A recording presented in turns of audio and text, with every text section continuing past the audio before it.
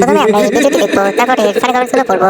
ছোটবেলা থেকে সুমির বাবা সুমি যা চাইতো সেটাই এনে দিত, বরঞ্চ না চাইতো ওর বাবা সবটাই এনে দিত। এবছরে সুমির জন্মদিনে ও কদিন আগে একটা দোকানে এই দোলনাটা দেখেছিল। দোলনাটা দেখে ও আমায় বলেছিল দোলনাটা খুব পছন্দ হয়েছে। আমি তখন ওর বাবাকে জানালাম, তখন ওর বাবা বললো এবছর বার্থডেতে ওকে দোলনাটাই গিফট করি। কথা বলতে বলতে দেখো দোলনাটাই চলে এসেছে। যখন দোলনাটা এসেছিল ওর বাবা বাড়িতে ছিল না, ওরা নিজেরাই সেট করে নিয়েছে। তোমরা হয়তো সুমির ভিডিওতে দেখেছো যে দোলনা পেয়ে সুমি কত খুশি। তোমরা ভিডিওতে ওকে বড় দেখলেও ও পুরো বাচ্চাদের মতোই, ও অল্পতেই খুব খুশি হয়ে যায়। আমাদের দোলনাটা খুবই পছন্দ হয়েছে, তোমাদের কেমন লাগছে অবশ্যই জানিও।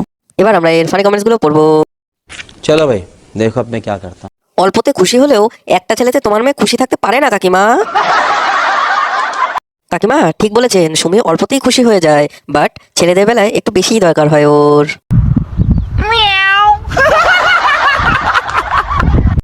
পুরো তো স্টার জলসি স্ক্রিপ্ট মাসি। বাবারে সুমি বাচ্চা, তার জন্যই ক্লাস 7 থেকে প্রেম করতো, একবার ছাড়ে একবার ধরে, তাই না? ও খুব বাচ্চা। ये क्या हो गया? ये क्या सुन रहा हूँ मैं?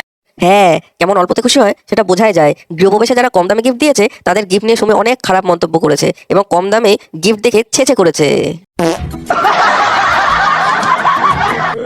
বলছি সব ঠিক আছে, কিন্তু হৃদয় পাঠাটা কি বাড়ি যায় না?